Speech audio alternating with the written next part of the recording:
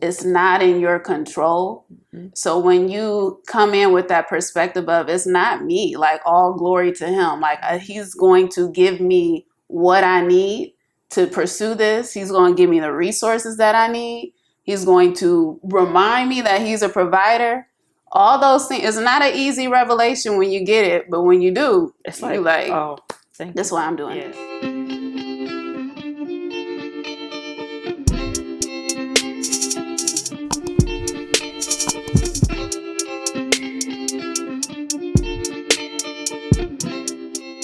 What's up, y'all? Thank you so much for tuning in to another episode of Let It Be the Podcast. I'm your host, Fergie, and this is my very special guest, Alexis.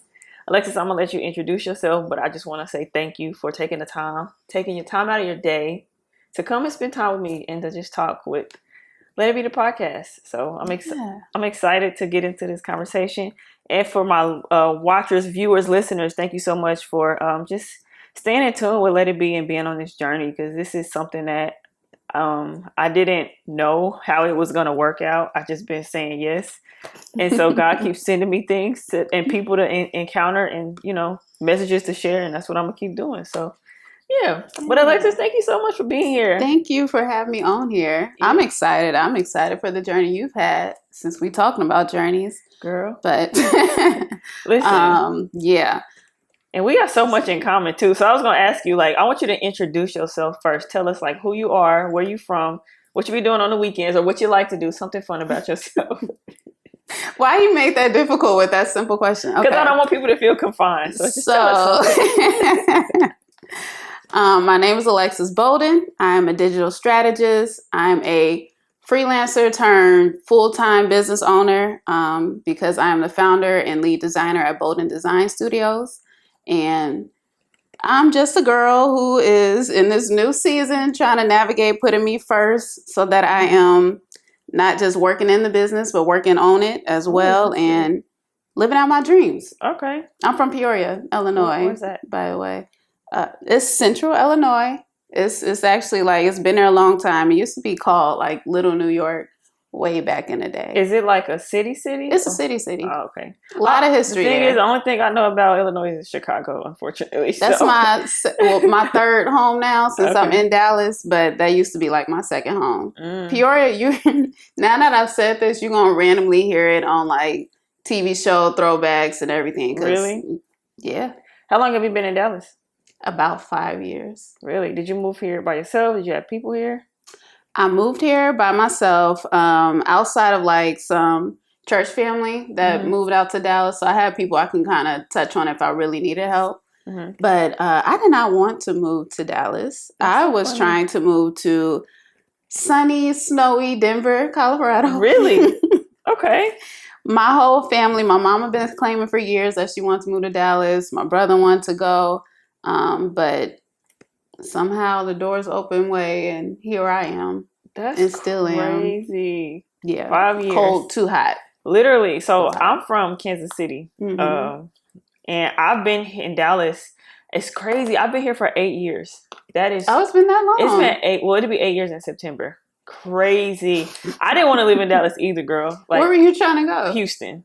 So I had got I used to be in radio, and I had got a job opportunity at a big radio station, and it wasn't to be on air, but I know you play the behind the scenes, you learn, you grow. Right. And I was like, well, my life had to be lit. Everything that I was doing was not working out, and I was like, God, I always wanted to move to Texas. I didn't necessarily know where, but I didn't want to live in Dallas because I felt like everybody always migrates to Dallas, and I'm like, I'm trying to get out of Kansas City. I don't want to be around nobody I know. You know what I'm saying? And so from there, it just was okay, God was like, this is not the plans that I have for you. And I was like, well, I want to go to Texas. Where do I go? And it took almost probably about a year or so. And I went through a really hard time when I turned that opportunity down because God was like, these aren't the plans that I got. Mm-hmm. And I turned that opportunity down. And a year later, I ended up in Dallas. No desire, no plan. So I want to know. Huh? I didn't either. Honestly, you talking about radio, that's what led me to Dallas. That's what I was going to ask. What brought you here?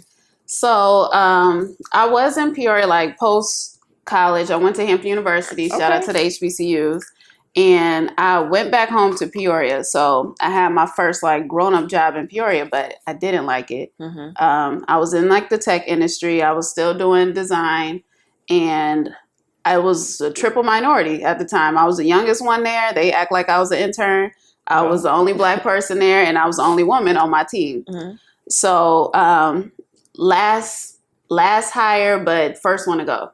That's how it be. Yeah, they laid me off. But at the time, I was getting paid well. I was getting like, setting my foundation. I was traveling pretty much every other weekend. That's how I fell in love with Denver.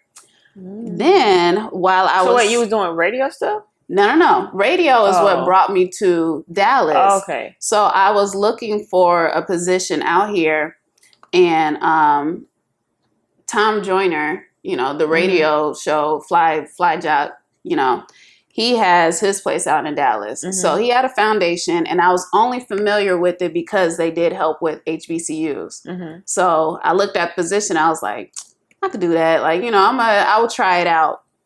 I did not tell them. I did not live in Dallas. So I flew out here, and it was my first time coming. I only knew like really one person. And I flew out here for my interview, and just so happened that he had got sick or something, and he had to push it. So he tried to push this interview like a week, or I think he pushed it a day, right? So I stayed an extra day, and I slept on my friend's couch. She allowed me to have her car, so I was driving around just seeing what the area looked like. And he liked, like, I think his wife went to Hampton, Tom Joyner Jr. So his wife went to Hampton, and it was like, okay, this is a good thing.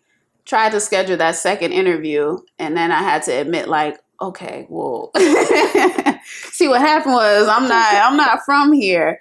But I guess in that time period, since I was able to like stay, and I made the decision, I'm gonna push my flight back and everything. He like, oh, okay, she really trying to go after it. So it worked out. So yeah, I got here working for a foundation that helped HBCUs, and coming out and speaking to all the radio show guests that went on Tom Joyner's show, the morning show. And yeah, that's what brought me to Dallas. That's crazy. So radio wasn't something that you was just like going after when you were younger? Was that something that you wanted to do? No. No? No. When I was younger, I just wanted to be a magazine editor. Okay. I wanted to be the editor-in-chief. Yeah, editor-in-chief of a magazine was like my big dream that I was pursuing. So I liked opening up like Ebony or Essence magazine and reading their story in the beginning. Like, this is the editor-in-chief and this is the theme for this. So that's what I really wanted to pursue and what I like had in mind when I went to college. But I remember freshman year, the industry was changing. Everything's like digital. Yeah. So I actually ran into like the print journalism teacher at the time. His name was Professor Dawkins. Very like intertraditional media. And I had told him, I was like, so what that word mean? What? Intertraditional. Into traditional media. Like, I was going right along like, what do that mean? No, not one. Okay, I was like, I ain't never heard that before. Okay, my bad. Definitely advocate for traditional media. So when I had met him, I was like, what are y'all gonna do since print journalism is dying? And he was like, who told you that? Like, why would you say this? But lo and behold, when I actually joined that journalism school, they shifted. So other schools, they might say mass media. We went into, there was like broadcast, and then there was journalism turned into PR, public relations, turned into strategic communications. So that's what I actually studied and how I kind of moved into this whole marketing world. It's interesting. They say like print media is dying. It made me think, I'm a real adult now, but like I can't say that it's dying because I collect magazines. See? Like I'm into the whole like I love us. Okay, I wanted to get back to that during COVID. I was like, this needs to be it. Literally, I like for me, and it's crazy because like the picture that you just saw, it was my aunt.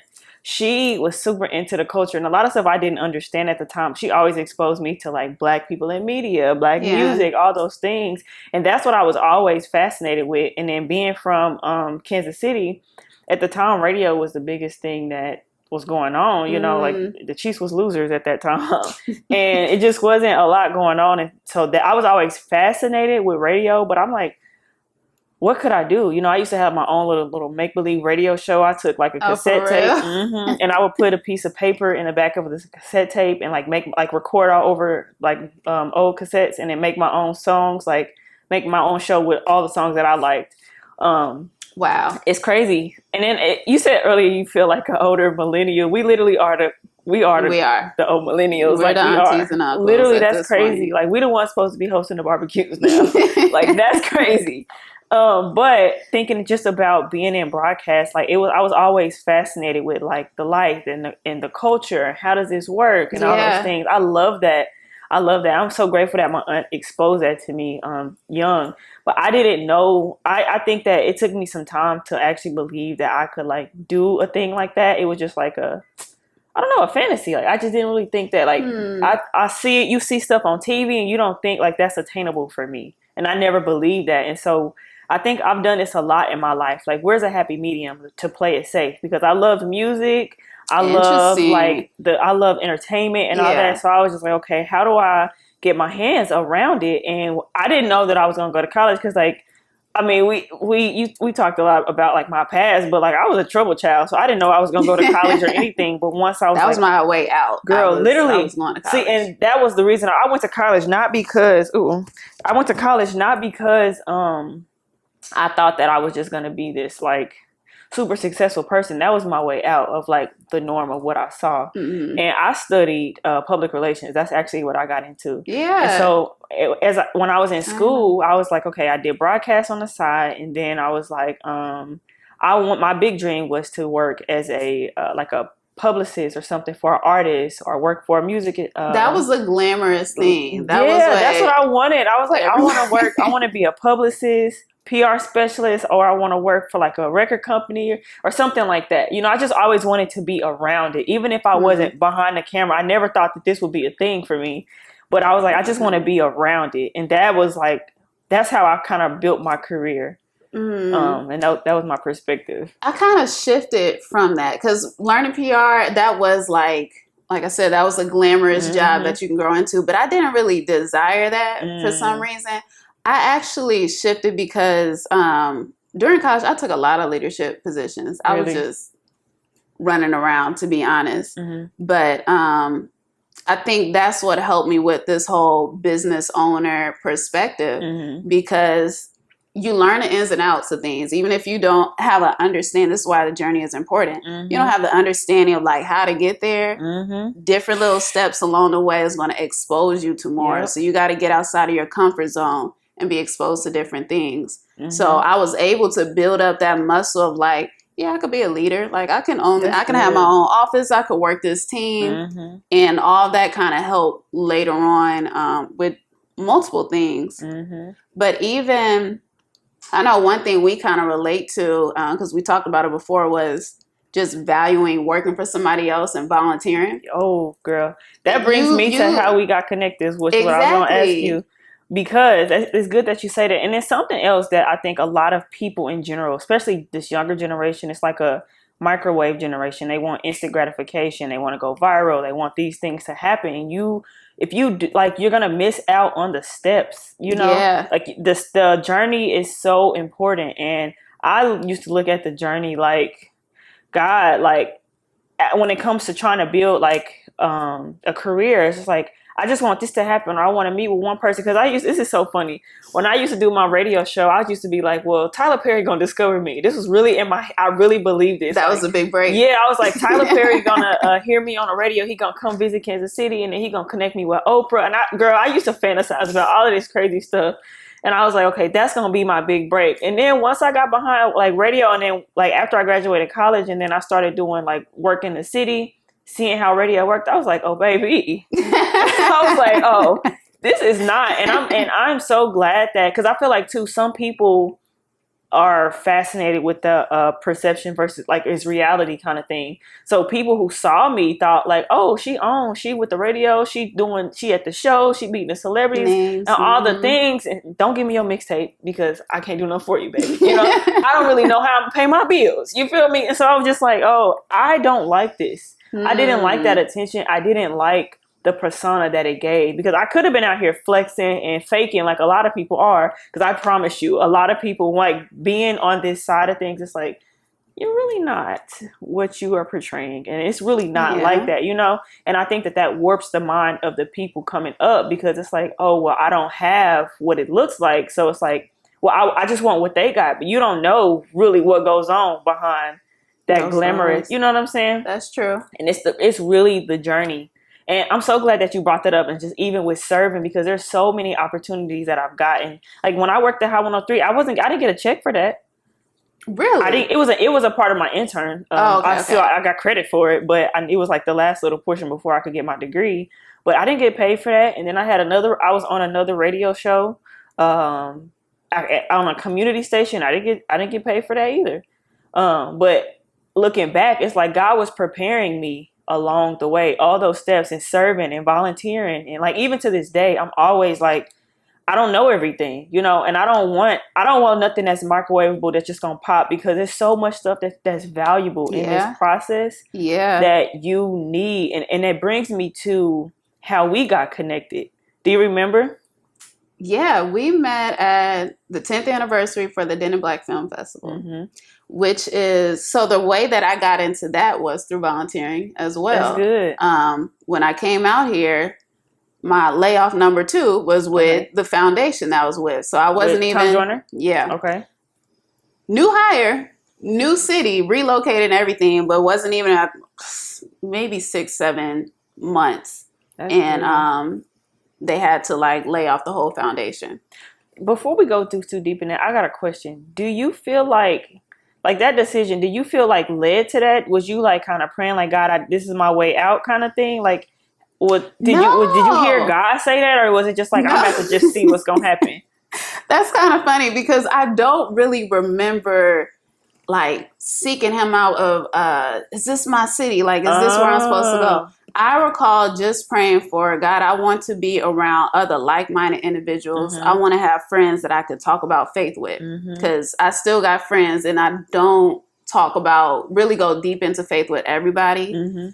But it is like I wanted to move because the pace. Got it. I went to school on the East Coast. People are like moving, we're talking, we're relating back to home. And it was like chill, quiet. And I'm like, I'm not doing much outside of stacking my money and traveling, which is actually really great. Yeah. But yeah, I've always wanted to be kind of in the city. That was, in my perception, like dream life, live to the city. Yeah. Move to the city. So you got layoff number 2, and then what happened? During that time there, I actually met some real cool people. One of the perks, even if you don't have like the full connectability at whatever position, because you like, oh, name drop with such and such folks, you are exposed enough to be like, hey, I can, you know, kind of take you on this journey or point you in the right direction. So two things happened after I got laid off. I had met one person who was a podcast producer, because we produced their first podcast. We started a business. That was my first piece of partnership. And then the other thing was the PR person, Neil, who was actually a UNT professor. I know him. Okay. I'm like, I know I talked to you with him.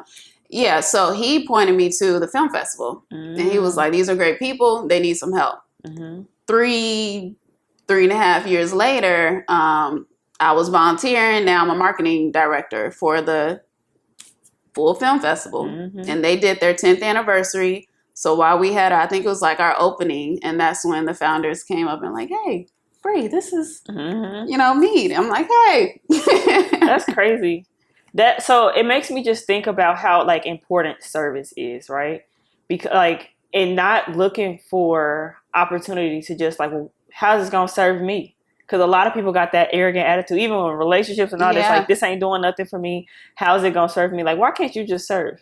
It's an alignment. Mm-hmm. If I'm volunteering with you, it's because something that you're doing, I'm like, this resonates with me. Exactly. So that's what happened with the festival. Mm-hmm. That's what happened with volunteering for some women empowerment groups back in Mm-hmm. Chicago, and then even in Dallas, which led to my newest business partner. But we can talk about that. Yeah, we'll later. get into that. So it's funny, just like thinking about, like you said, alignment. So I was working for an organization, a company, and we sponsored. Yeah, I didn't want to say that name. I didn't say that. No, cut it out. No, it's okay, because I'm gonna talk about you because I ain't signed no NDA. No, but we sponsored the DBFF, and when I saw it, I was like, oh, because I had always I've seen it before, but I admired it. But again, thinking like, I don't know what it is with that mentality. We're gonna have to dive deeper into that. About it's not attainable for me, because I was like, I used to admire certain things and people. It's like, oh, that's super cool, but I ain't no filmmaker. I can't go. I can't be a part of that. Oh, and wow. so being at the job that I was at, I saw DBFF and like, oh, we sponsor them. And so then little stuff was happening behind the scenes of like, okay, well, we're not offering free transportation. Why? They don't want to. You know, anyway. Exactly. They didn't want to offer transportation.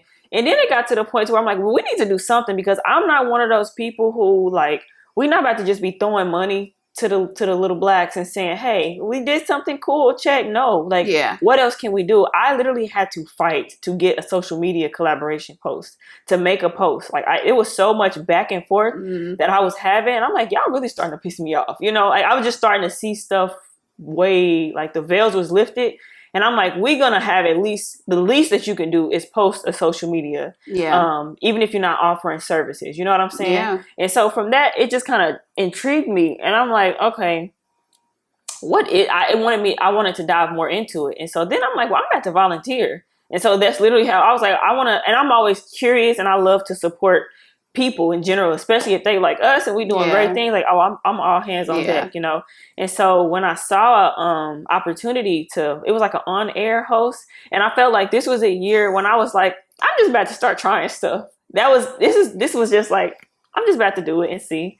And so I don't know what happened, but I did get your contact information, because Mr. Harry was like, okay, I'm gonna connect you, because we went out to lunch with breakfast with the Harrys, Mr. Harry and Miss Linda, and they was like, okay, we'll connect you, whatever. But I think something must have happened, and it wasn't the on-air host. That something happened with it. But I was like, well, I'm still gonna volunteer. I kind of don't really care, you know. I still want to be a part of what y'all have going on. Yeah. And so we went to I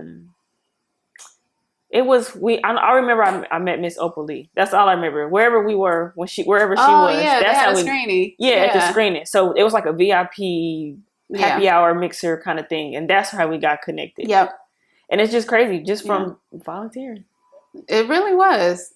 Honestly, it's funny that you kept saying like the on-air host, because I was the one that put that out there. In my mind, I'm so like, I'm going to build my dream team. Like, this is what we need, because this is where we want to go. That's why I connected and been with them so long, because I'm like, I get the big picture vision of we could really do this. Like, we can really go the length. And I'm just trying to find the right folks to stick around with it. But people that believe in it. Yeah, exactly. And so from there, I think that, I don't know, I mean, I volunteer. I spent like a whole day, I remember, outside of like the obligations because of my company, but it was just like, I want to just be around. So I spent the whole day volunteering wherever, and I met so many different people from doing that. Real friendly festival. Literally some amazing people. And it's kind of crazy. I didn't talk about this. I haven't talked about this publicly, but after that festival, the Indies reached out to me and was like, we really loved your support of like being here, you know, and we want you to be a part of what we got going on. And I'm not going to share all the details at this point, but I was like, that's crazy. Like how doors are opened up for you just from being like your full self and serving. Because I didn't go into that looking for a come up, you know, I didn't go into that like, oh, I'm going to meet this person. I just was friendly. Like, these are my interests. These are things that I didn't think was attainable to me at one point. And so it's like, I got an opportunity. I'm going to serve, even if I'm not. Like I said, I never thought that behind a camera was going to be like a thing like that, but it was just like, I want to be around it. I want to help you build, because I love what you're doing. Like, the history is rich, and we need people to tell like our stories. Yeah. Something that we can own, something, you know, because if you look at entertainment, it's just like, why is this entertaining to us? You know what I'm saying? Like, and so I believe in it so much. And that is why, that is what drew me, like that alignment that you said, like that's what drew me to want to be able to be a part of it. But it was just like the doors that opened through service. Yeah. And I'm glad too after that, because we didn't really connect. Like, I was introduced to you there, but we didn't really get connected until we went to coffee and like lunch. Where did we go to coffee? Ascension. Okay, yeah, He was like, I know Ascension. I'm like, that's my spot. Yeah, let's go. So, that's my favorite coffee shop, low key. Stop name dropping. We just said we wasn't. Ain't no brand deals over here. Oh yeah, sorry. But literally, we went and had coffee. I'm trying to remember. Was it like I really don't remember our coffee day. I remember us going to eat. I think lunch. It closed. Well, I don't know what happened. Oh, that's why. And then we ended up going to another place. That's the same day. Yeah. Okay, it was the same day. Okay, cool. So that's how we ended up getting connected. And then you said something earlier about like desiring like-minded people. Yeah. Because I have been in a space where I felt like God was stripping things away from me in the season that I was in. And so I'm like, God, I need to be around other people who are not just believers, because a lot of my friends, and it's no dig at anybody and where they are, but it's just like, this is a direction that God is leading me. Right. And I was just praying like, God, I need to be around other creatives, other people who are also kingdom believers. It can get lonely when you like really trying to pursue that side of things. So, and then you can't, you really cannot do this by yourself. No. Especially in faith, like the way like faith being tested and all that, you need other people who are in it too, you know, who are like, hey, together, we're going to do this together. Okay, so that's how we ended up getting connected. But I want to know a little bit more about what you shared as far as your dreams as a kid. Like, you wanted to be a magazine news editor. Have you been able to do any of those things, would you say, so far? No. Okay. Technically not yet. But kind of two things. Because when I was a kid, my first job was with my godmom, and she owned a cookie shack. Really? Yeah. So baking cookies, and me and my older brother, we would walk there because it was like walking distance from our house.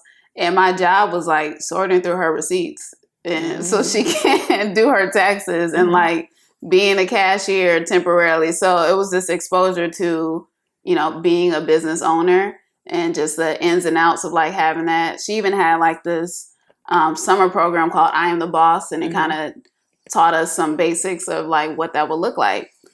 So all that to say, this is like where my meshing of the things are.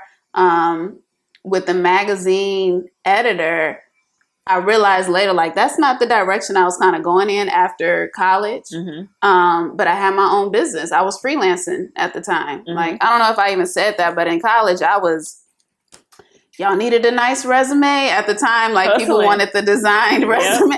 I was making resumes for folks. I was designing program booklets for the university. Not a design major at all. I had classes because I'm a creative, and I'm like, I needed that balance. But I took that skill, and it's really like that same freelancing moved me to now. So my merging of being an editor-in-chief of a magazine that's how I present my work to my clients. So they come in, I help build and enhance brands and help eliminate the obstacle of digital appeal, because I realize a lot of people just don't know how to have graphics, flyers, or whatever online, logos, websites. So now it's like, if I'm doing all of that for you, if you want the full studio experience, I'm going through mood boards. You know, that's a lot of photos, a lot of visuals. I'm making your logo, I'm making your website, and I put it in a magazine. And it's crazy how full circle. I love talking about full circle moments. Because sometimes we think that we go through stuff and it's wasted, and it's really not. And the reason I asked that question, like, have you been able to do it? Because I wanted to see if you were able to identify the things that you've experienced that led you up to help you with the skill, right? Yeah. Because even for me starting, like I said, like my background was, I wanted to be radio, but I studied PR. I had my broadcasting as a minor in college, but I ended up dropping it because I was like, this is kind of a waste of money and I can still do it, you know? So I ended up dropping it. But everything that I have experienced, every time I volunteered somewhere, every service that I've offered or what I've been around, people, I've met people, they've taken me under their wing, I volunteered, and it's like, hey, can you do this? You know, like so many little things have happened. And it's kind of like it builds a storyboard of like, oh, I do know how to do this. Because like when I moved here to Dallas, you said the same thing that happened to you. When I moved here to Dallas, I didn't have a job for 8 weeks. And then I ended up getting a job, got my own place. But then the company that I worked for was a nonprofit. I was a national communication specialist. I ain't know nothing about none of that. I got the job and I was doing it.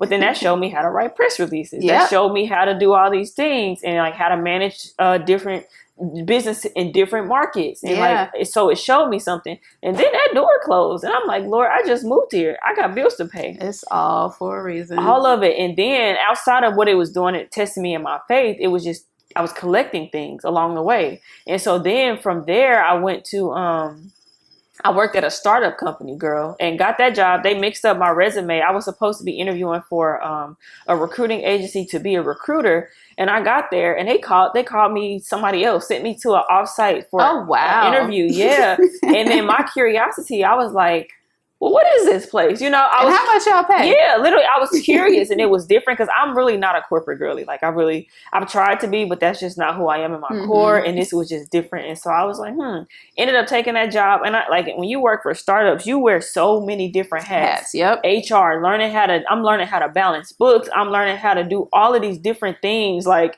just setting up and orchestrating and like events and all of these things that I had never really done to the full extent. That job gave me so much experience. I connected with so many people. Yeah. And then that door closed. And I'm like, dang, God, now what? Because I'm like, why you so me? Girl, I'm like, God, why'd you allow me to get this job? And every door, they keep closing. It was frustrating me. I'm like, it's closing. And so after that door closed, then as high as I thought of myself at the time, I wanted to work for a Black PR firm. I wanted to be doing stuff that was in the community, giving back. That was as high as I thought. Like, this is what's attainable to me. I want to do it. And I literally got the job and did all of that, all the things. But the skills that I had from those other previous jobs opened up this door.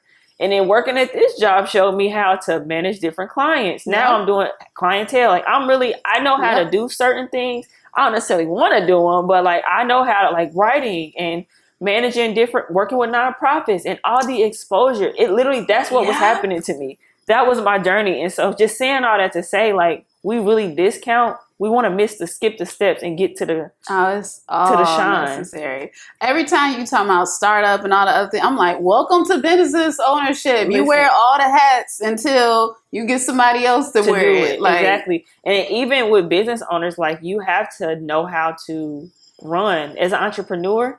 You got to know you got to know what goes into, what are you offering? What do you need? Yep. How do you know if you ain't never did it? Yeah. You know? And that's actually really real, because I used to say, you know, if you don't know what questions to ask, then you're not going to ask the question. Like, you can't get mad at me. But again, it's exposure. So you can kind of see the ins and outs of like, well, this piece needs to be there, and that all works together. So you didn't plan to be an entrepreneur?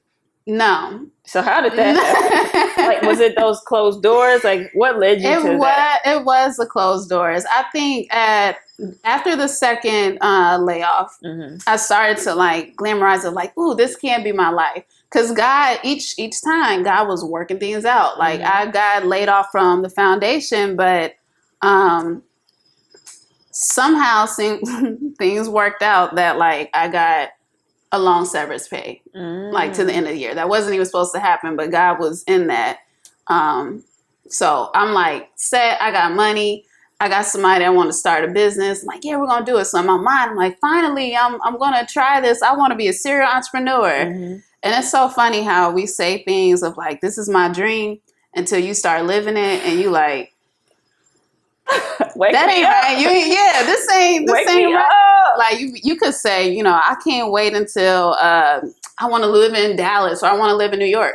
Reality is you got to pay that rent, and it's high. Or I want to be a mother. Reality is them kids gonna act some type of way, and you stuck with them. Listen, and then so you said something about, because I wanted to ask you, Because being an entrepreneur, and I'm new to this. I don't really know. I don't really know what's happening in my life right now, and I'm like, the real me wants to go and just get in the bed and pull the covers over my head until this is over. Yep. But I'll think about the very first video episode that I did, and I was talking about like how when you say yes to God, you can if you say yes, then you got to take your hand off, and like you got to be obedient and just move, and like know like how even those closed doors and things like, or the things that come up to shake you, to show you what's inside of you, you know, show you what you made of. It's like you can look at those as defeat, and it's like, I don't want to do this.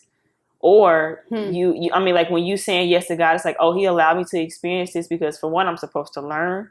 It's going to teach me something, and something is going to move. So I want to know from your perspective, like, how do you handle closed doors, or like as an entrepreneur, especially, or rejection? Like, how do you handle that? Well, I do want to say too, because you just saying that, it reminded me of recently, somebody reminded me of the scripture in Ecclesiastes. I hope it's in there. I don't know if that's but it was talking about being in the water, right? It was somebody, listen, I'm just going to go off my memory. Just go ahead. But somebody was in the water. He had a vision, and God was showing him how far he can go into it. So at one point he got into the water and he was like up to his knees. And you still got control at that point. So you're able to go back to the shore. Second time he went out there and he like, you know, it's up to my waist, and you can feel the currents. You can feel like, ooh, reality in life is happening, but you still got control enough to walk yourself back to the shore. The last time he went out there and his feet can't touch the ground. So it was like at that moment, there's a freedom attached to it, because if you are following Christ and like letting him flow through you, you're giving him full control. So that's how this whole journey of like entrepreneurship and business ownership kind of is. So like I said, you know, we related because so many doors were closing. After I started my, you know, partnership and had this podcast network, I got to a point that I was like, okay, well, this don't feel like me. It don't feel like mine. So I went back to Bolden Design Studio. Things got rough. You know, when you are, the dream is, yeah, I'm doing this and I got my hands on so many things. However, times get tough financially. And it was like, ooh, I don't know what to do at this point. Like it's getting low, God, like it's getting low. So I battled with myself a lot at that time of, do I want to go back to a 9-to-5? I end up going back to one. I got a corporate job. I could play the corporate girly role. I really could, but I don't be wanting it that much. So I got this job and the timing was great. It was so like, it was great because the way I got the job, again, youngest person on the team, but just getting the position, they spoke so much life into me of like, man, you are exactly what we needed. You carry yourself in this way, like all the things. And it was this affirmation that I needed. You don't get affirmation when you're your own boss. Like nobody's saying, good job, you did that. That's all on you. So I got that position, and I think about 5 months in, they started whispers of like mass layoffs. I was getting paid good money.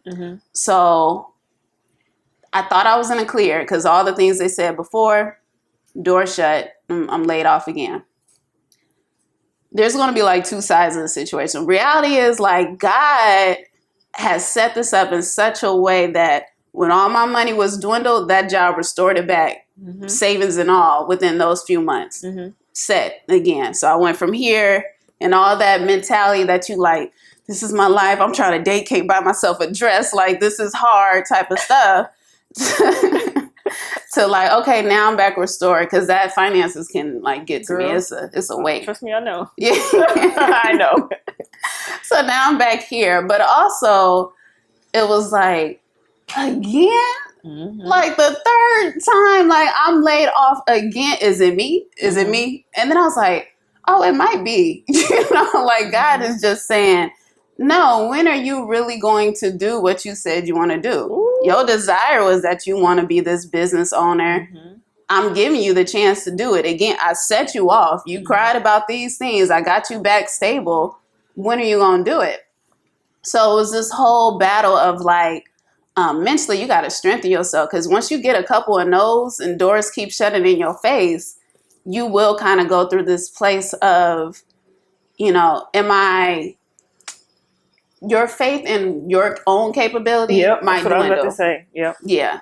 So that's really what it was. And I had to take that mental, after I got out of that, low key, it was like, I'm really going to pursue this. Mm-hmm. So I still was in this position of, I'm gonna have to give my all one good time to this business of trying to do it my way and this business ownership, before I just quit, because you gonna want to quit. Girl.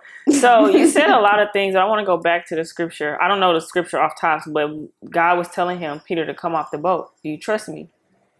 And as soon as he took his eyes off, he started to sink. That's another and one. That's where I feel like I am right now. Yeah. Because God was like, well, you said yes to me, remember? And if you saying you're gonna trust me, God, you can have me surrender. Like, you say all these things, but then it's like, you're gonna be tested. The storms are gonna come. Yeah. The waves are gonna hit.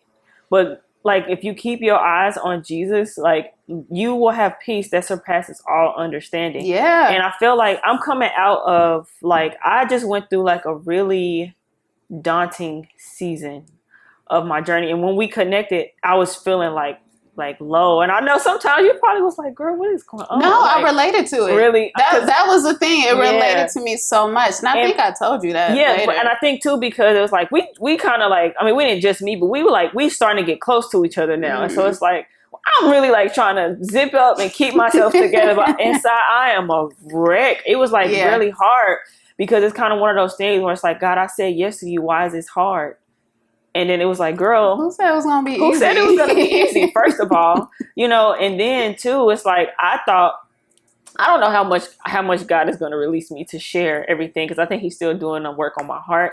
But like with the situation that I just was in with the job, it was like, okay, I realized that I had been out of alignment with my heart's posture, because when I said, God, send me, he gave me, because like last year was when I really decided, like, okay, I'm going to walk and do this thing before I relaunch Let It Be. Yeah. I was like, okay, nothing else satisfies me like this. Like, this is what I know that I'm called to do, but I didn't understand it because I didn't ask for this.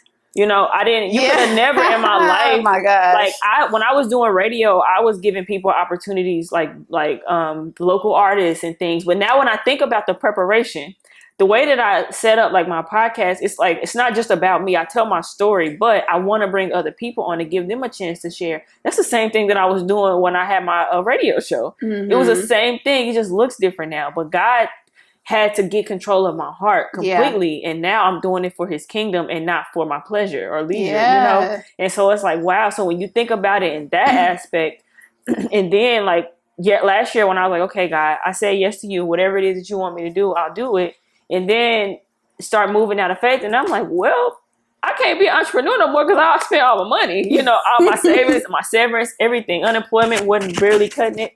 And I was like, okay, what am I supposed to do? I needed a job. The reason that I got connected to you is through the job. Like, as messed up as they had me, so much goodness came from being in that space. And I know God gave me that job in 3 days. I cannot hide that testimony from the time where I'm like, okay, God, what do? I need help. I found a job, applied for the job.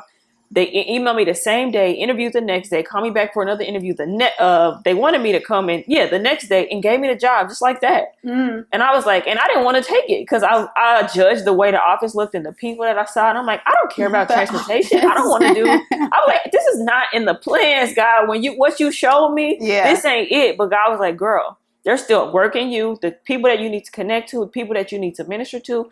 And so many beautiful doors are located inside of this place that's going to connect you to something else. Yeah. And for a second, I took my eye off of that, and I had to repent. And I'm going to share that. I will share that. But so I took my eye off of that for a second. But then once I kind of snapped back into reality, I had to change my perspective, because it's like, oh, it's not about. I knew that place was not going to be. It was temporary. I knew that. But I just didn't know the how or the what. And I'm like, okay, wow, this don't look like what you said. And it's frustrating, you know, Mm-hmm. but at the same time, it's providing for you. Yeah. It's teaching you. It's molding you. And like, mind your business and do what God said. At the end of the day, it's like, do you surrender? Like, stop trying to, because this is how I talk to myself.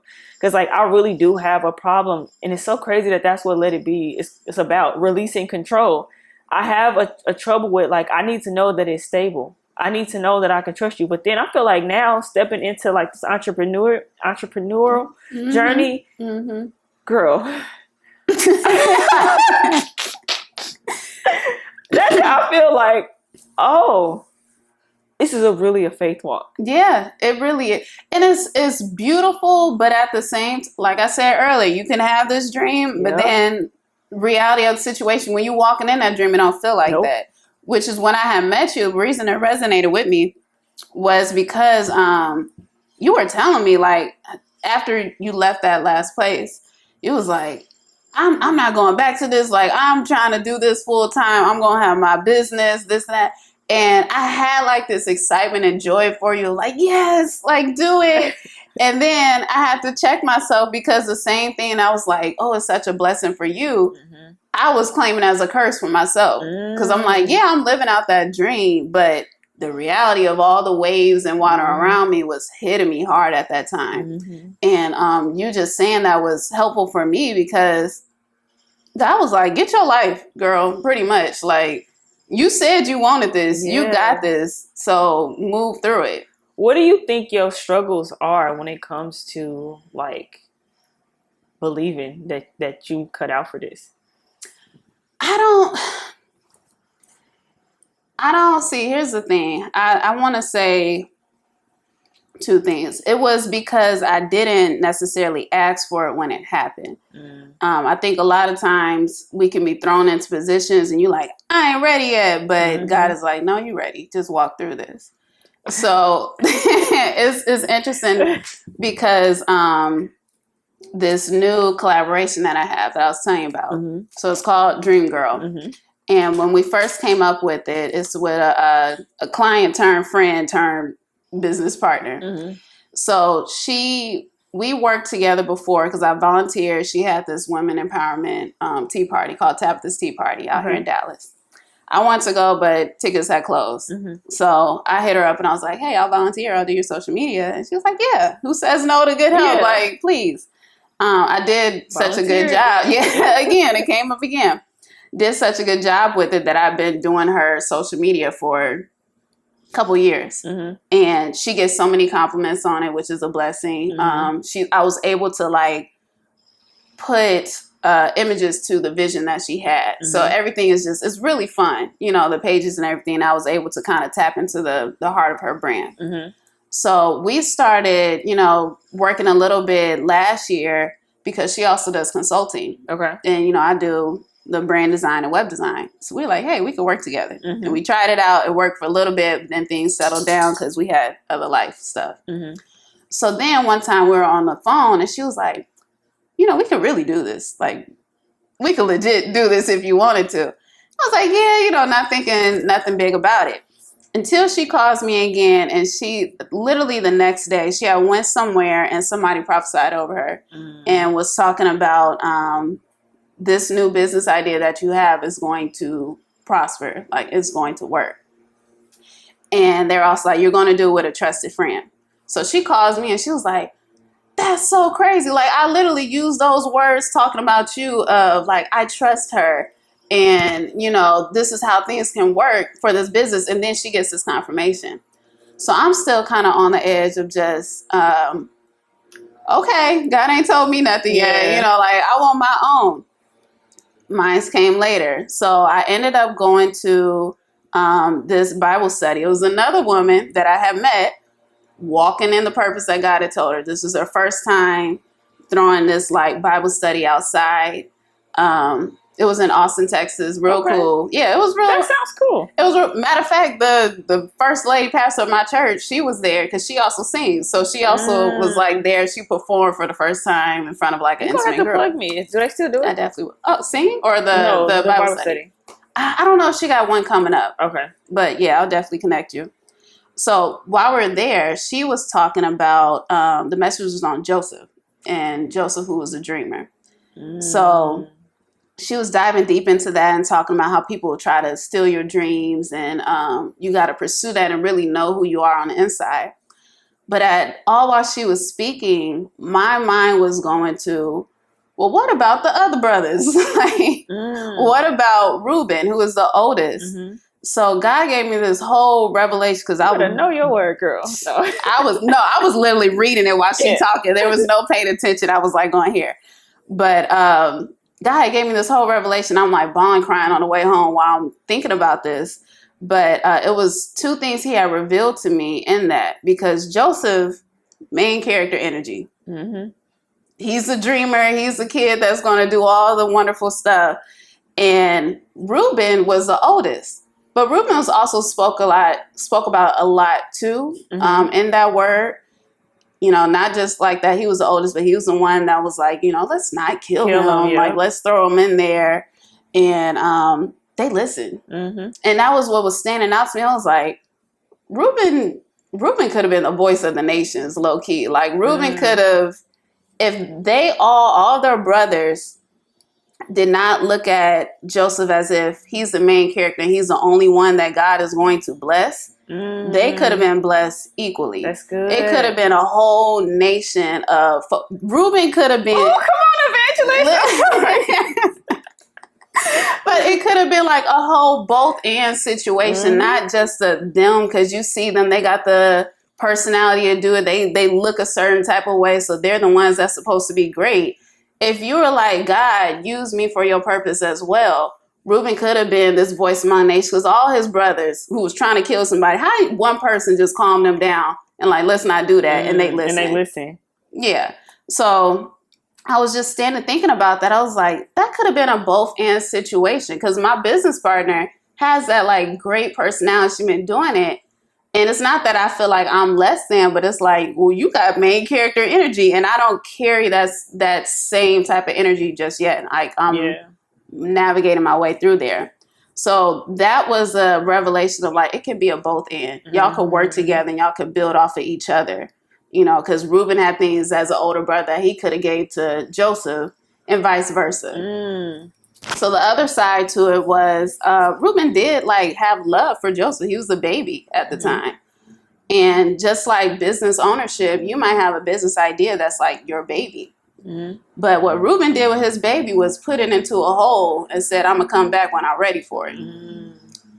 I didn't want to do that. That gave me grief to think about. I have this business idea, but I'm going to wait until I'm ready. Because what happened with him, he went back when he was ready and the baby wasn't there. Joseph was gone. He gone, yeah. Last time that he saw his child or his business dream, whatever, is full-blown grown and thriving, and you have nothing to do with that. So it's not like we all have our own personal dreams that this is such a great idea and only I have it. It could be several other people around you that have it. Girl, you are speaking to me. It spoke to me. And that's what I was saying of like, you can't wait always until you're ready to do a thing, because it may not be there. It may be gone at that point. It may still happen, especially if God purposed it and it was like, this needs to be happening on this earth in order to build my kingdom. But you might not have no hand on it. And how you going to feel about it then? So yeah. Girl, yeah, you spoke to me. It makes me think of so many things about like your circle, why it's important that like do like you, and you'll know your circle by the fruit, by the people that you're supposed to be in, that's supposed to be in your life. You'll know by the fruit, and it's not about give or take. I'm pouring into you because I believe in you. I don't want nothing from you. I just want to see you win. It makes me think about, and I'm gonna touch real light on this. Like, I was really close with somebody who was growing in like popularity, but like we are not, like, our desires are not the same. You know, like, you want something that I don't care about. It's superficial. You know what I'm saying? But I remember she said something to me, and then this is when I learned, like, this is not really my friend, you know, but it's still in the back of my head to this day. I was telling her, like, when God first gave me this idea for this podcast was in like 2019, but I wasn't ready. I didn't think that I was ready then. And God had to like allow me to go through things to get me ready. But but at that time I was talking to her about it, and like I literally made my logo. Like she helped me with certain like where she could. But I remember I was like, yeah, I want you to be a guest. And she was like, well, I'm gonna wait till it's popping. I was like, that was a dagger to the heart. I'm like, what? That like, is a little like, cold. I was like, dang, like before your traction took off, like I'm taking your pictures. I done so many things, and not because I wanted anything from you, but because I believe in you, friend. Yeah. I want to see you win, friend. I want to encourage you. And then it just kind of showed me like the importance of having the right people in your life who ain't in competition with you. Yeah. Because like the thing is, and this revelation hit me so hard. It was in a therapy session, actually. It hit me so hard about why like God has something for all of us to do. There is something that he's created, and there's a journey that he's allowing you to be processed to get there. But there's something, because your yes is going to make room for somebody else's yes. You're going to be able to collaborate. You're going to be able to like it's an even exchange, because we are here together. And I think sometimes people like, they think like that people who don't have the right heart, that main character energy is all of me and you're a peasant. How can you serve me? I don't want to give nothing to you. Like the way I'm serving you, like the way that what I could do for you is you couldn't handle that because you can't get the same back to me. It's like, what's your heart? Because I've encountered so many people. I'm like, first of all, like you want clout and attention, and now you have all that and you are empty and you don't got real friends. And that's unfortunate, because you could have had a hand in this too. You feel what I'm saying? And we could have really worked together, and it's like no dig at that person. Like I love you, grateful for the time that we had together, but it just kind of showed me. And then too, sometimes people are just aren't for you in certain seasons. Yeah. Maybe they haven't discovered who they are or whose they are or their why. But I'm learning, and God is revealing so many things to me, just as far as like having the right people, which is why I was just asked, like, that's why I asked you about, like your desires and like community. That's what I wanted to ask you about. Just having community and being around the right, like-minded people, because you offer something for me. And I couldn't, like, at the time I felt kind of like undeserving a little bit. And it's crazy because I prayed that God would help me, because I'm like, I've gone as far as I could go, as far as like doing like my social media and just having being able to bounce creative ideas off with somebody else. And then like my website, if you knew the way that I cried and kicked and screamed, what the website the first one, the tears that I had doing that, I was like, I'm about to be done with everything. I ain't doing nothing no more. And we were having this conversation, and you offered to do my website, but it wasn't just a service for me. It was something that you needed too. And I'm thinking the whole time, like, well, how can I pour back into her? Well, what's interesting too is like, I didn't need to do it then. Maybe I should have. It was something I could have been done. But what happens to me and why I still have my business is because I connect with people of saying, this is your vision, right? So we had the conversation. I was like, this is what you got. I know I have the skills to help you with this. Honestly, like I didn't have to do it for you, but it was like, oh, she's working on something. Like I want to help you in this area because I can. It wasn't hard. Like I was able to do that. And sometimes I do kind of need a push of a reason to do it for someone else. Because like for me, it's so like why I don't make that as a stressful reason of just doing it for me, but having a why of like this is going to help someone. That is a motivator. And I am so grateful to God for that. In your heart is why I was like, I want to know more about your story and I want you to share. So like website designer, you designed my new website, BrieFergie.com. And it's beautiful. And thank you so much. And I can't wait to see just like how you are able to continue to expand everything. But like all of your services and all the things that you offer, like you said, I kind of skipped over something of why it hit me so hard as far as why we all supposed to be in the right place. And it's making me think of my therapist. So my therapist is a believer. She's not a Christian counselor, but she's a believer. And I know because of her fruit.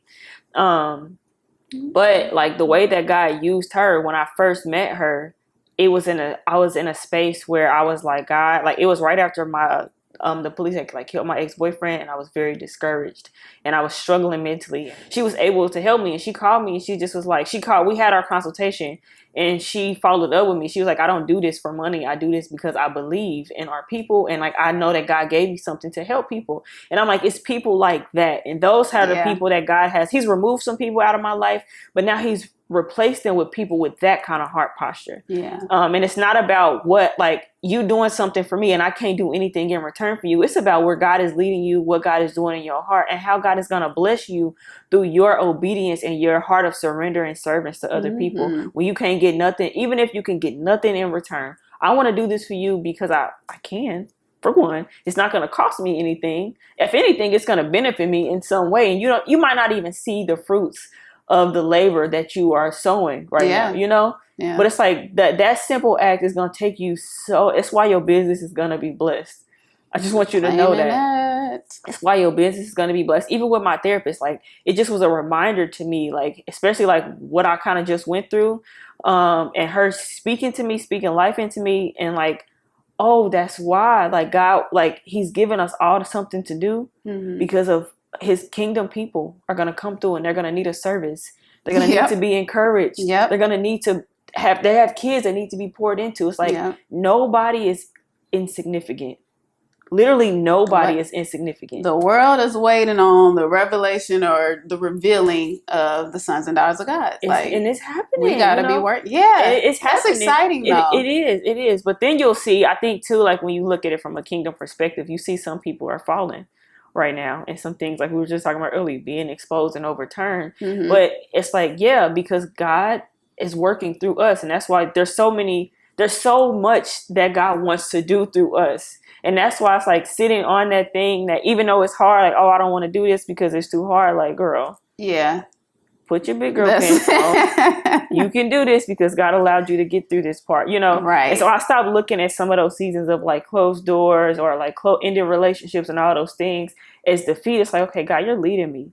You're removing things from me to make room for new things as you continue to grow. And I think that the biggest question that I had for you overall was like how we struggle with believing that good things are going to happen for us. Right. Believing that we're worthy of good things. And that's something that I've struggled with because of like what I see around, and it don't match what I heard or what I felt about where I'm going. But then you said something earlier. It's like it's the journey. It is a journey. It is. And I think too, because on the journey, there's going to be ups and downs with it. Like, that's just how life is. But what I had recently kind of came to the acknowledgement, like, it's not necessarily that unbelief isn't always pointed towards God, or like you don't have faith in him. I think I told you this too, because same revelation along the business. My business partner, somebody told her like, hey, this is going to work, but your partner need more faith. And I was like, what? Why would they say that? I'm building websites. Like, what you mean? I'm operating. I fully trust God is going to do all those things. And I remember venting to like my mama, venting to my man, like, this ain't, why would they say that? And it hit me later. I was like, oh, like, it's faith in me that I'm capable to do these things. Like, that God wants to use me as a vessel, and that we really can like reach and do great things. So I think when you are, especially on this whole journey of business ownership, it's not in your control. So when you come in with that perspective of, it's not me, like, all glory to him, like he's going to give me what I need to pursue this. He's going to give me the resources that I need. He's going to remind me that he's a provider. All those things. It's not an easy revelation when you get it, but when you do, it's like, oh, that's why I'm doing this. Yeah. Oh my God, this is so good. Thank you so much. Because like yo, like, I'm grateful that we connected and we are growing. Like, because like there's so much, like, it's in our conversation. It's like, dang, God, thank you. I needed to hear that. Because what you said when you told me about that, like, your partner need more faith. It's like, oh, even me, like, you need more faith. Yeah. Like, because the thing is, like, faith is not, it's the things that are unseen. And it's easy for me to say, oh, okay, God, well, I said yes to you. I'm going to make my podcast. And I did it audibly, you know, God's like, actually go higher, go more. And now I'm like, okay, God, like, I done had all these conversations with people. Like, who else am I going to interview? Whatever, you know, whatever. And he's just like, trust me. Because like I say, this is not your homegirls podcast. I do not like just make up stuff to come and talk about. This is something, a revelation that I get. Like when we were having that conversation, God was like, okay, ask her. And I was like, oh God, what if she don't want to? Because you get It's afraid a of stretch. like with entrepreneurship, it's like you're afraid of rejection. You don't know what people are going to say, Yeah. you know? And so it's like, or God will tell you something. It's like, not yet. Because he's told me about certain people, but it's like, not yet, you know? But trusting that he will open those doors when it's time. Like he's going to connect it, because if he's giving you that God dream, like he's not a liar. Right. You know, it's not going to come like he's not going to say, oh, okay, God, I want a cake. And it's just going to drop this beautiful cake from heaven. He's going to give you the flour. He's going to give you the sugar. He's going to give you everything you need to make it. And I think that like this is biblical, like, dang, I'm losing my train. Basically, like you'll see it if you don't give up. Don't get weary in well doing. Like you'll reap the harvest if you don't give up. You know, and like it is very hard sometimes, and I want to give up a lot actually. Like, and I'm just like, God, I don't want to go back to corporate, but I don't know what's on the other side of this. But it's like you have to keep moving your feet. Yep. My word is a lamp to your feet and a light upon your path. Like that's what God reminds me of in this season, because this journey, and even if you're not an entrepreneur, just in general in life, if you are like, God will provide as you move your feet, you know? And so it's like, don't limit like your faith to what you can manipulate and control. You got to like literally, because the way God is like moving through me right now, or like connecting me with people, or like rooms that I've been in or people that I've connected, I couldn't have done that. I couldn't have done that on my own, you know? So yeah, I got a couple questions for you before we wrap up though. I want to know, like, in all of this, who inspires you? Now, like, is there anybody that inspires you when you feeling discouraged, when you feeling like I can't take this leap of faith, or, you know, like, is there anybody that inspires you or encourages you right now? That's kind of funny, because I was about to say, I don't know if it's a who, but more so what. But honestly, it's people that I don't really know. The ones that come to me, whoever is moving in like this direction of I'm pursuing my dreams, I'm trying to bring this vision to life, that inspires me. I love being around that type of mentality and just movement, because it's like, I already know if I could see God working through you and your stuff, he could do it for me too. Like, why not me? Yeah. Literally, that's exactly how I feel now. Yeah. Why not me? So I don't look at people with envy, like people that even there's people that I don't know, people that I've gotten a chance to like meet. Like somebody that I'm really inspired by right now is Crystal. Her name is Crystal Hazlett. She's an actress, but she got the podcast Keep It Positive, Sweetie. Okay, yeah. I met her in April. Anyways, like just watching her journey, she was behind the scenes and like seeing how God is moving through her, or even somebody like Sarah Jakes. I don't know these women personally. I've encountered with them before, but like, why not me? If he could do it for them, why would he do it for me? Issa Rae's the same way. Issa, oh my God, I love Issa. I bought her book years ago, and when I read it, I'm like, dang, you really are different, you know? Yeah, but God still used you too. There's so many people. So those are the things that inspire me. So I really don't dwell on like, I don't look at people and get envious or like, oh, you know, like, or jealous of them because it's not happening. Like, no, I'm doing the work too. They did the work, and at the right time, when you don't give up, I don't know like where Let It Be is or where your business is or whatever. It's like, we just got to keep sowing. And like, as God moves, he'll elevate you when it's time. Yeah. You know, so I think that's like getting out of that mindset of like, it's not going to happen for me. Just believing that it will. Even on those days of discouragement. That's why when we were talking the other day and I asked you a question, I said, write it down. Physically write it. Like, not in your phone. I'm in my notes. But I'm going to show you some stuff when we wrap up. But like, write it down, make it plain, and put it up where you can see it. I do a vision board every year. And sometimes I go back and I look and I'm like, this happened, this happened, this happened, this happened, you know. But it's just like believing, because I think at this point, I feel like I didn't even ask for this. So if you can do this, what else can you do? And I'm really curious, God, like, show me, please, Lord. Yeah. Like, and I don't know what I'm asking for, to be honest, but just show me something. Like, if you've done this, if you could take this little broken child from out of this broken situation and restore and do all these things, what else can you do? Right. So I just want to encourage you. Unlimited. literally, I want to encourage you, and I want to encourage the person that's like behind this, that's watching this, that feels unseen, unloved, and unheard by God. Like, you just take the first step, and then take the next step, and then take the next step, and He's going to order your steps, and He's going to put you exactly where you're supposed to be when you're supposed to be there. Mm-hmm. Don't worry about the when, the how, or the why. You just got to keep moving. What would you tell somebody who is struggling in their unbelief right now? Like, in their unbelief? Mm-hmm. I think if you are struggling in your unbelief, it's also just an awareness of like, it's an unbelief. Just saying that and knowing that is one, it's like there's a lie somewhere in here. So Mm-hmm. kind of figuring out like what really is that issue. Because when you understand like what that underlying thing is, you can kind of, it's a faith podcast. I feel like everything was leaning back to faith. But when you can do that, you can... We're going to talk about Jesus. You navigate, you can like really hone in on like what your prayer should be. Yeah. Because I feel like when people be asking me, you need something to pray for? Like, I don't know. I'm good. And you say something blanket. But being able to say like, no, this is really what this is. This is the lie that I'm believing. You're able to refresh your mind, mm-hmm. Renew your mind of like, this is a lie, so I can't sit in here too long. Mm-hmm. And restore it with like, God, just give me the answers. Pray whatever that is. If that's coming with reading your word and getting the affirmations and saying them out, that could work. Mm-hmm. That I ain't really did that too much. It's so okay. We're going to get there. We're going to get there because I'm the same thing. That's good advice. Like, I think identifying it first. Yeah. But like, what are we going to do to combat those things now?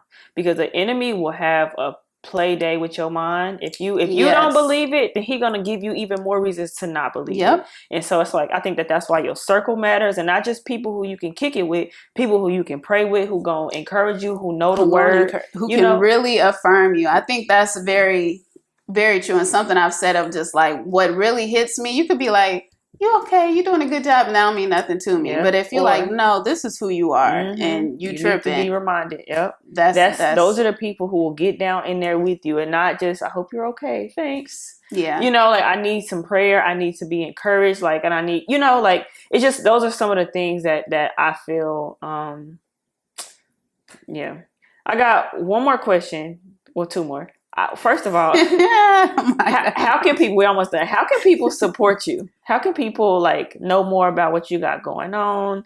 Or if they want to buy services from you, like how can they get plugged in with what you got going on? Yeah. So my business is Bolden Design Studio, and we help build and enhance brands. So whatever level you are with your business, if you are, I need a logo and a website, I'm just starting off and need to just put something to this vision.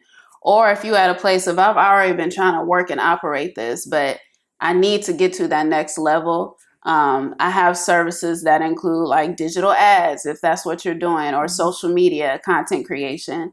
And we'll talk through that. I truly believe like when these two lights get together, like there's so much passion and inspiration that can come from that. Mm-hmm. And that should flow through your business. So you can follow me on social media, on Instagram and on Facebook at Bolden Designs, which is BOLDN Designs with the S. I'll put it at the bottom here. And then that's also my website. So you can check there or follow my personal page because I do other stuff too. And I just like to connect with people. So Lex Bolden on Instagram. All right. I'll make sure that you are plugged in. Alexis, thank you so much. And it was one thing I almost forgot to ask. So Let It Be, the podcast has a playlist, and it's pretty much like a pick me up bank. Like when I need to be encouraged, when I need some life spoken into me, when my spirit's lifted. Can you name me up to 3 songs just off the top of your head? I didn't want you to kind of ponder on it. I just wanted to think like the first thoughts that come to your mind. Like, I need to be encouraged. Like, I'm about to listen to this song so I can add it to Let It Be the playlist. I got one song, and I cannot think of the name of it right now, but it's by Jasmine Sullivan, and it was in this movie. Dang, can I use my phone? Okay, yeah, I can cheat. Let me see. I'm ready. Wait, okay. You said 3. So yeah, up to 3. It don't have to be 3, but can you name me a song that you would add to Let It Be the playlist? It doesn't have to be gospel or anything. Just something that you listen to that inspires you. That's not ratchet. It's not. No. Stand Up by Jasmine Sullivan. Just the words. I'll play it. Not now, but I'll play that later. And then also Now or Never by Kendrick Lamar. It's the hook. It's with him and Mary J. Blige. And it's like now or never. It's one of them songs of I'm doing this and let's go for it. That's the mentality you need. I'm listening to it. It's okay. It's okay. Well, thank you so much for tuning in to another episode of Let It Be the Podcast. I hope that this conversation has inspired you. I hope that this has encouraged you to just keep moving forward, that a lot of us are a lot alike. You know, we are all walking through this journey trying to figure it out. Alexis, thank you so much. And again, give the people your Instagram or however they can get connected with you. At Bolden Designs. Bold in just the letter Designs. Okay, and again, I'm Bree Fergie. You can follow me on Instagram at Bree Fergie, or you can follow Let It Be the Podcast on Facebook or Instagram at Let It Be Podcast. But until next time, I will talk to you later. Bye. Yay.